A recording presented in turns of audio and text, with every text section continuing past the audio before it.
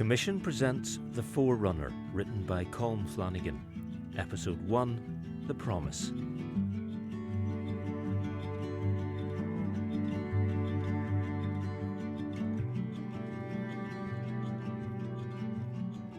There's an old song which has the words in it, "The good die young." And I've often thought about that. My story is about a good man who died young. He was less than 40 years old. Yet he believed he had fulfilled his mission. He had been sent to do a particular job, and he had done it, and done it well too. And he'd met the one who would succeed him. What was his job?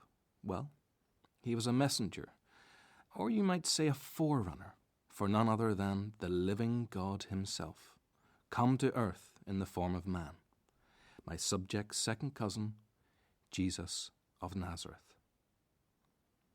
The man I'm talking about was John, son of Zachariah and Elizabeth, often referred to as John the Baptist, for reasons that'll become clear as the story unfolds.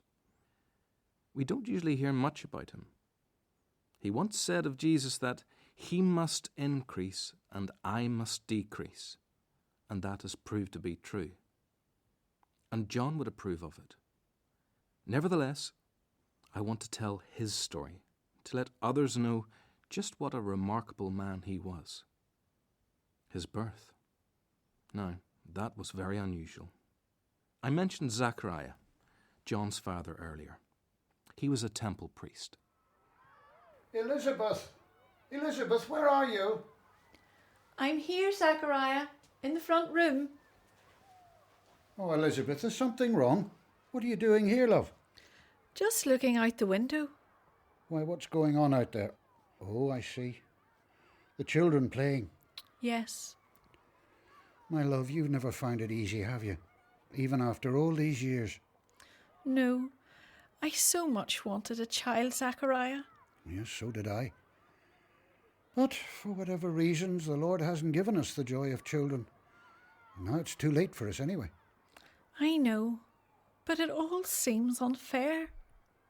You'd have made a great father. And you, a loving mother, Elizabeth, I know. Look, I have to go to the temple soon. It's my turn of duty, but if you'd rather, I could stay. No, I'm just being a bit selfish and feeling sorry for myself. Zachariah, you go. I'll be fine. If you're sure. Of course I am. Now come on, get away with you. Zachariah, I was beginning to worry about you. You're not usually late. Oh, don't fret, Jacob. I'm here now anyway, and there's plenty of time for the sacrifice of incense. Well, that's as maybe, but there's a special visitor to the temple today, and we don't want to upset him. And who's that? Who's that indeed, Zachariah? Well, none other than our revered king, Herod the Great, so called. Shh, Abel, not so loud. There's no danger here, Jacob. Zachariah, you won't tell, will you? No, of course not. But what brings him here today? Well, it is his temple, isn't it? No, Abel. It's the Lord's temple. Yes, I know that. But Herod has spent so much time and money building this place and making it beautiful, he almost thinks it's in his honour. But why today? He doesn't come here often. They say he's afraid of being assassinated, even being killed by some of his own family. And that's why he's here. Haven't you heard? I heard what? That's the problem when you live out of town. You don't hear important news. The word is that he's finally had 2 of his sons executed, found them plotting against him. Which ones? Alexander and his brother. The 2 who lived in Rome for years, and the only ones with true Jewish royal blood in them.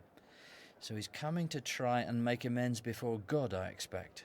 But that leaves Herod's oldest, Antipater, as the heir. Oh, may the Lord help us if that one becomes king. He's bad through and through. Yes. I suspect the Romans might not be too pleased if he causes a revolt. Look, here comes Herod now. We'd better get ready. I'm sure our ruler doesn't want to be kept waiting.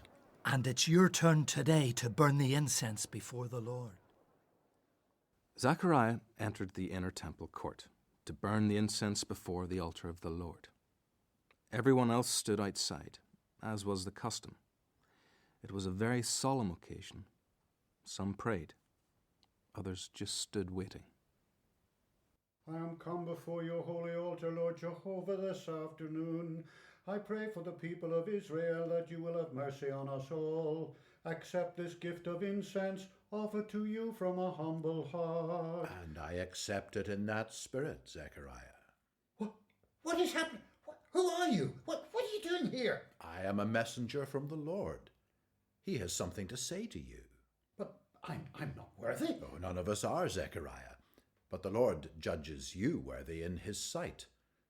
Don't be afraid, because I have some good news for you. Good news? Good news? God has heard your prayers. Not just the prayers you make as your priestly duty, but the deep prayers of your heart and your wife's. The news is this: your beloved wife Elizabeth will have a son. You must call him John. His birth will make you happy, and many others will be blessed as a result. Your son will be a good servant of the Lord, and the power of his Holy Spirit will be with him all his life. John will lead many people in Israel back to the Lord their God. But I mean, I don't... Let me finish, Zechariah. Don't you know it's rude to interrupt? Your son John will go ahead of the Lord with the same power and spirit that the prophet Elijah had. John will get ready the people for the coming of their Lord. Huh. What's wrong, Zechariah? You don't seem very pleased. Well, I don't know. How can I know all this is going to happen?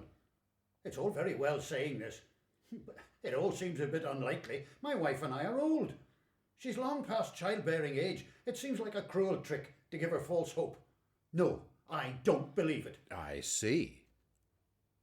I am Gabriel, God's servant. I have given you good news from the Lord, and what I have said will happen, whether you believe it or not, Zechariah.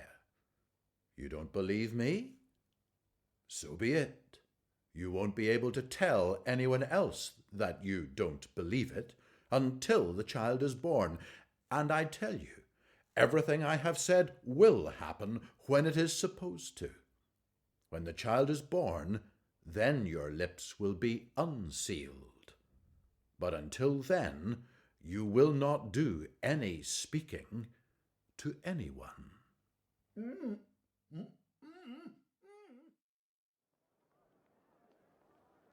Why is the ceremony taking so long?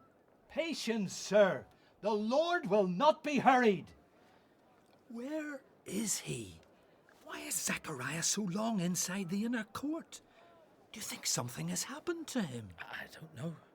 I would have expected him to come out long before this. Look, see, Herod is leaving. He doesn't look very pleased. Well, that's something, I suppose. But it does seem strange. Look! Here's Zechariah now.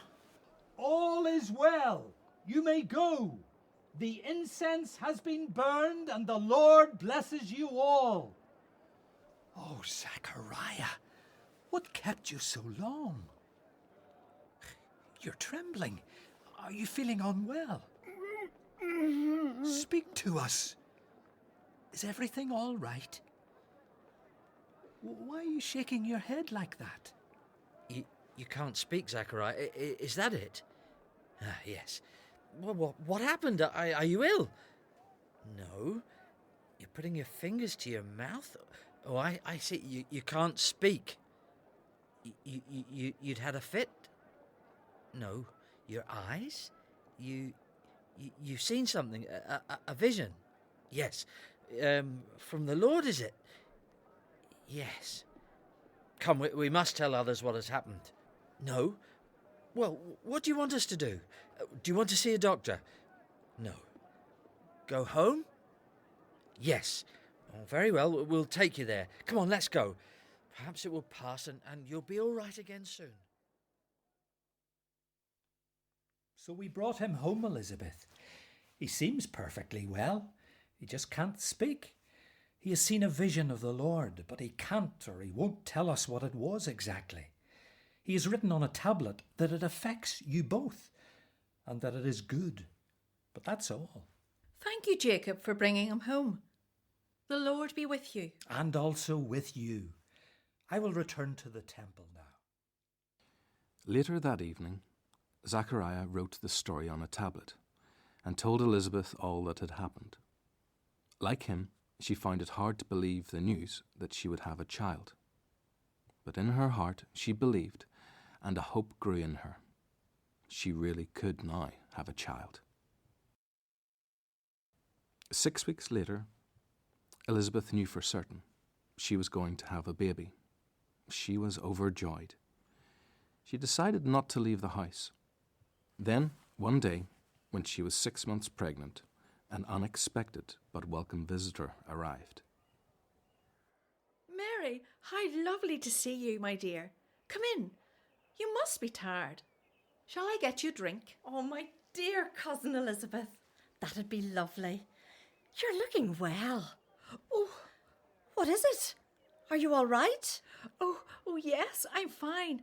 Mary, as soon as you spoke, I felt the baby jump inside me. Your baby? But, oh, I see it now. You really are going to have a child, just as the angel said. Angel? Mary, you must tell me all about it. Everything. An angel of the Lord appeared to you, just like Zachariah. He should hear all this. Do you mind? No, not at all. How is he? Oh, he's fine, but he can't speak since he saw the vision. Vision? Obviously you've lots to tell me too. Oh, yes, I have. Of course, he's the perfect husband now. Never contradicts a word I say. I'll get him to come in and hear your good news. Zachariah, you have a visitor. Come quickly. Mary is here with great news. Well, one morning I was just sitting in the sun outside our home in Nazareth. It was a warm day, and I felt strangely drowsy. Everything began to seem far away. I wondered, was I going to faint? But then I became aware of a presence, like a tall man, but shimmering with light. Then the Shining One spoke. Mary, the Lord is with you. Don't be afraid. You're going to have a son, and his name will be Jesus. He will be great and will be called the Son of the Most High. I asked, how can this happen? I'm not married. He replied, the Holy Spirit will come upon you. Your child will be the Son of God. Go and see your cousin Elizabeth. People said she was too old, but she is having a baby too. But Mary, did you believe this? Well, that's the strange thing. I couldn't understand how it would happen. But when he spoke, I thought, yes, this is right. The Lord has spoken. So, here I am. Oh, Mary, you are more blessed than anyone could imagine. And he has blessed the child you will have. I am honoured that the mother of my Lord should come to me. That's why my baby was so happy. He jumped in my womb when you appeared. Your son and mine will together do something great for our people. Now, let's go and have something to eat. You must be hungry after the journey and all this talk. I've lots to tell you too, including the reason why your uncle Zachariah has been so quiet. It's quite a story, and I know it's only just beginning.